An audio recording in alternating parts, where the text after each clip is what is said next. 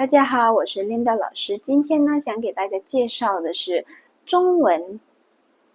在中文怎么说？Bagaimana sih ngomong kata bahasa Mandarin dalam bahasa Mandarin?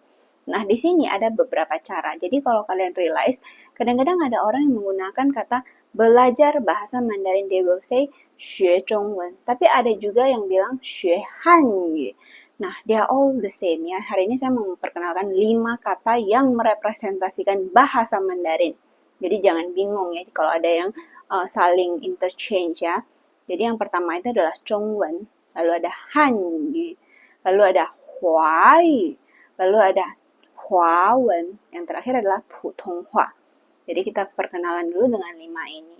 Kalau kalian realize di belakangnya itu ada satu kata 文 yang repetitif digunakan di dalam 中文 dan 华文. Ada juga kata 语 yang repetitif digunakan dalam kata 汉语 dan 华语. Artinya apa sih? Nah, sebetulnya yang di belakangnya ini adalah representasi, arti katanya adalah bahasa, omongan, ataupun culture. Yang culture itu seperti wen dalam Huawen dan Zhongwen. Oke, jadi karena saat kita belajar bahasa, kita bukan cuman belajar tentang bahasanya, kita juga belajar tentang culture, budaya mereka, cara mereka hidup, cara history-nya mereka, hal-hal yang menarik dari atau yang terkenal dari negaranya. Jadi lebih dari hanya sekedar belajar bahasa saja. Makanya ada kata yang seperti ini. Zhongwen adalah budayanya orang Cina, dan termasuk dalam budaya itu biasanya adalah bahasanya, karena bahasa biasanya dibentuk oleh kebiasaan sehari-hari masyarakatnya. Oke, lalu ada yi, ini ada artinya sendiri adalah bahasa, benar-benar artinya bahasa. Han yi adalah bahasanya orang Han. Orang Han ini apa sih? Seperti di Indonesia ya, kita banyak ya. Ada orang Jawa, ada orang Batak ya, dan lain-lain.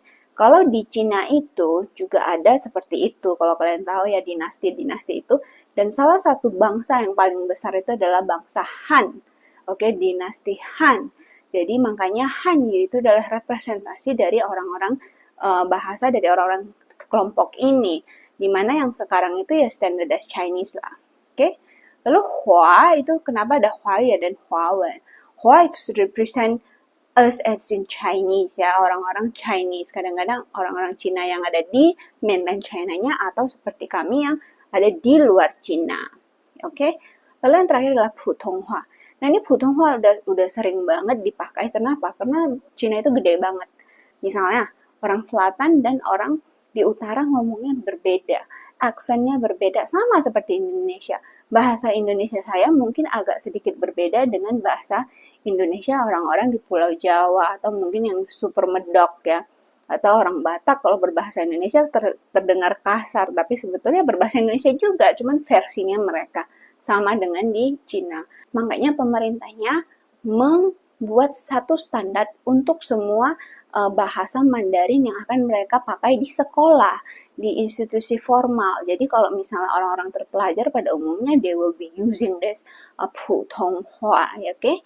Makanya ada yang seperti itu, walaupun nanti mereka balik lagi ke keluarganya yang mungkin elder ya, lebih senior, yang tidak mengecap pendidikan seperti mereka, mungkin akan berbicara dengan cara yang agak sedikit berbeda, mungkin dengan aksen atau bahkan totally different, you cannot even understand, walaupun kamu sudah ujian HSK 6. Nah, jadi ini adalah perkenalan bahasa Mandarin sebagai sebuah bahasa dan juga sebagai sebuah representasi budaya dari negara Cina.